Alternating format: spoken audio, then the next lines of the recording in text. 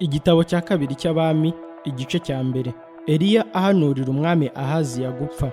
Ahaba amaze gutanga, Abamowabu bagomera Abisirayeli. Icyo gihe Ahaziya yahanutse mu idirishya ry'insobekerane ry'icyumba cye cyo hejuru i Samariya, aragwa, akurizaho kurwara. Bukeye atuma intumwa, arazibwira ati, nimujye kundaguriza Barizebubi imana ya Ekuroni ko nzakira iyi ndwara. Ariko marayika w'Uwiteka abwira Eliya w'i Tishuba ati, haguruka ujye guhura n'intumwa z'umwami w'i Samariya, uzibwire uti, mbese icyatumye mujya kuraguza Barizebubi ikigirwamana cya Ekuroni nuko nta mana iri muri Isirayeli? Icyo ni cyo gitumye Uwiteka avuga ngo, ntuzabyuka ku gisasiro uryamyeho, ahubwo uzapfa nta kibuza. Nuko Eliya aragenda, intumwa zirakimirana zigaruka ku mwami. Arazibaza ati, mugaruwe n'iki?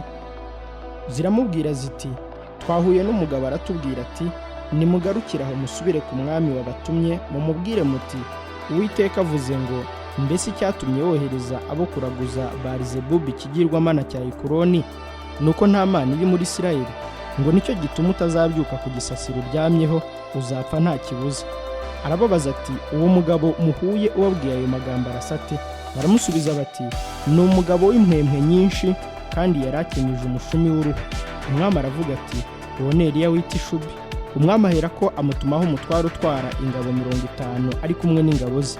Arazamuka amusanga aho yari yicaye mu mpinga y'umusozi, aramubwira ati, yewe muntu w'Imana, umwami aradutumye ngo manuka umwitabe. Eliya asubiza umutware w'ingabo 50 ati, niba ndi umuntu w'Imana, umuriro nuve mu ijuru gutwikane n'ingabo zawe uko ari 50. Ako kanya umuriro uva mu ijuru umutwikana n'ingabo ze 50. Umwami arongera amutumaho undi mutware utwara ingabo 50 ari kumwe n'ingabo ze.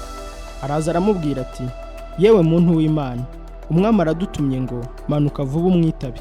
Eliya arabasubiza ati, niba ndi umuntu w'Imana, umuriro nuve mu ijuru ugutwikane n'ingabo zawe uko ari 50. Ako kanya umuriro uva mu ijuru umutwikana n'ingabo ze 50. Umwami arongera atuma undi mutware utwara ingabo 50 ari kumwe n'ingabo ze. Uwo mutware wa gatatu araza apfukama imbere ya Eliya, aramwinginga ati, yewe muntu w'Imana, ndakwinginze amagara yanjye n'ay'abagaragu bawe uko ari 50 akuberaho igiciro cyinshi. Ubwa mbere umuriro wavuye mu ijuru utwikana abatware bombi n'ingabo zabo uko ari 50, ariko noneho amagara yanjye akuberaho igiciro cyinshi. Maze marayika w'Uwiteka abwira Eliya ati, genda umanukane nawe, we kumutinya. Nuko arahaguruka amanukana nawe, asanga umwami. Aramubwira ati, Uwiteka avuze ngo, mbese icyatumye wohereza intumwa kujya kuraguza Barizebubi ikigirwamana cya Ekuroni nuko nta mana iri muri Isirayeli wagisha inama? Nuko ntuzabyuka ku gisasiro uryamyeho, uzapfa nta kibuza. Bukeye aratanga nk'uko ijambo Uwiteka yavugiye muri Eliya ryari riri. Maze mu mwaka wa 2 wo ku ngoma ya Yoramu mwene Yehoshafati umwami w'Abayuda, Yehoramu yimye ingoma ya Ahaziya, kuko nta mwana w'umuhungu yari afite. Ariko indi mirimo ya Ahaziya yakoraga yose, mbese ntiyanditswe mu gitabo cy'ibyo ku ngoma z'abami b'Abisirayeli?